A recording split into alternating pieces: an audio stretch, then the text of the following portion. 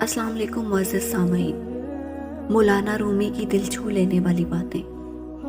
خبردار، بہت سے شیطان انسانوں کی صورت میں ہیں، بس ہر شخص کے ہاتھ میں ہاتھ نہیں دینا چاہیے۔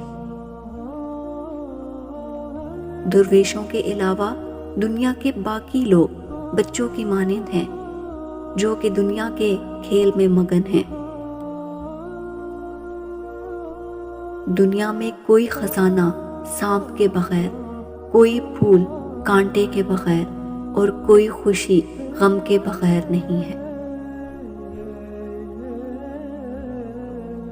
جبرائیل کی طاقت خوراک کی وجہ سے نہیں بلکہ اللہ کے دیدار کی وجہ سے ہے۔ گفتگو سے سمجھ بوجھ میں اضافہ ہوتا ہے، لیکن تنہائی وہ مدرسہ ہے جہاں عظیم ذہن جنم لیتے ہیں۔ پرسکون وہ ہے جس کو کم یا زیادہ کی فکر نہیں۔ مولانا رومی سے کسی نے پوچھا زہر کیا ہے؟ ہر وہ چیز جو ہماری ضرورت سے زیادہ ہو زہر ہے، جیسے قوت، دولت، اقتدار، بھوک، لالچ، محبت اور نفرت۔ اگر میرا علم مجھے انسانوں سے محبت کرنا نہیں سکھاتا تو ایک جاہل مجھ سے 1000 درجے بہتر ہے۔